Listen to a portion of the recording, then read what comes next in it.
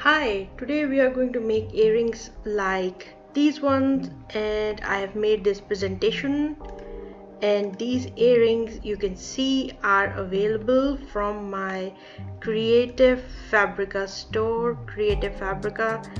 So these earrings are available for free for now, so you can download them and experiment with them, and the link to these earrings will be in the description for my Creative Fabrica store. We are going to prepare an earring like this today. I just made an earring as a practice, so I will keep this aside here. Now, where am I? I am on my Illustrator document, and this is my artboard, and I'm going to bring up my guides. These are some earrings I made in previous videos, so you can refer to previous videos to see how I made these earrings. Now, how I made this design today, this one, so I will show you. So my guides are on, which are right in the middle of the artboard, and my 2x2 inch box is ready, which will confine the dimension of the earring in 2x2 inch area. And I will just show you. I'll go to view, this from here, hide grid. So now you cannot see the grid. I will show the grid. So this is how you bring up the grid. I'm using the grid and snap to grid option today because I want to build geometrical shape like this one.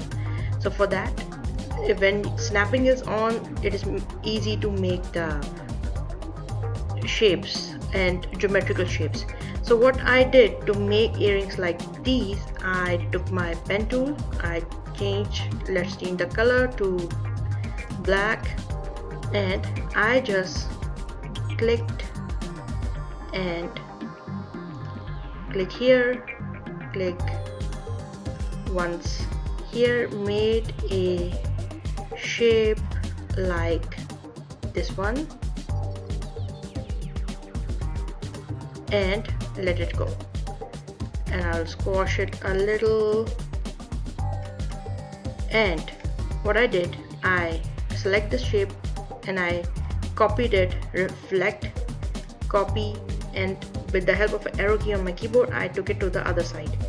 Now I know I will remove my guide so you can see that how this shape is looking. So these are two separate paths, but I know they are perfectly aligned because the snapping is on.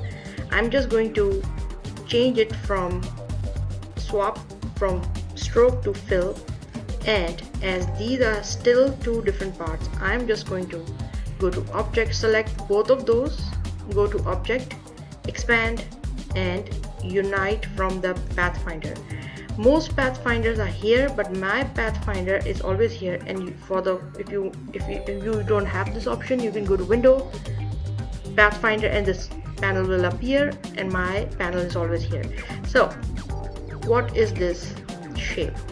This shape is here. It's a path. If I change it from fill to stroke, you can see this is a complete path. Now what I'm going to do, I'm going to take my pen tool again, put a point right in the middle. My snapping is on, so I know that everything is going into the right place. So let's see if we have this point here. Yes, it is on the path. What I did, I clicked the point, and I, with the help of an arrow key, I just bring this up like that. That's it, and I will just stop the snapping, and this is how I build this shape. But how to make it into a stacked earring? For that, what I'm going to do, first of all, I will fix the height. I want it to be 2x2 inch, 2 inch tall, and I want it a little bit thinner. So that's fine, and I will bring this now aligned to artboard, and I will bring this in the middle of the artboard. So my shape is ready. What I'm going to do now is here I'm going to change it from stroke to fill, change the color so it looks nicer, and I will just hide this box and hide the grid. Now I'll just copy it and Control C, Control F, and Control C copies it and Control F put it right in the front. So what I'm going to do, I'm going to change the color. I will just choose the blue color and I will reduce the size of it a little bit, and then I will copy this one, Control C and Control F, paste in front and change the color so you can see, and reduce the size of it a little bit just by eyeballing. Okay, now I'm going to select everything and I'm going to go to align to selection, the alignment which only works on the object, not to the artboard, and I'm going to choose vertical align top like this. So my earring is almost ready, like this one which I practiced, and I just want to, maybe I will bring up my box so see the dimensions. I'll just squash it a little to make it thinner and taller and bring it right in the middle of the artboard by selecting align to artboard, and I will work on align to selection, and I will bring all the pieces, and I will vertically align. I will use vertically aligned top so they are now nicely aligned. Now we can adjust our design as we like it. So now I just want to make this portion, the middle one, slightly bigger and the smaller one slightly bigger. So this is how I adjust my design, and again align them and align center align and vertical align top, and I see that this shape has a acceptable design. So now, but the problem which I saw, if you look at, if I just aligned it again, align to the top, the problem is that I want these corners to be in the straight line. This is my design choice, so for that I thought I just use select this, hold shift from my direct selection tool. I'm going to select anchor points here and align them. So let's do it. I'm going to select my direct selection tool, hold shift, select this anchor point, select this anchor point, select anchor point from here. Oh, just one. Let's try it again. So maybe choose this one, shift, choose this one and choose this one. When they get highlighted, I should choose them. Good.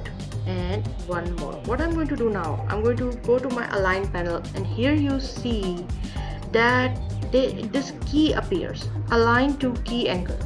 Now what I want to do is I want to use this option, vertical align center. If I click it, they will all appear in one line. This is what I wanted. This is my design choice of today. So now this earring is ready. I'm going to just put a jump ring here, jump ring hole here for the earring hardware. For that I'm going to go to ellipse tool and I'll choose a different color, maybe dark blue, and click once, and I work in inches, so I will choose 0.10 into 0.10. That's nice, that's a good size. And I'll just check the alignment by going to align to selection. I will vertically align top and horizontally center align them so they are nice and aligned. Now I'm going to just put this here, this jump ring hole again.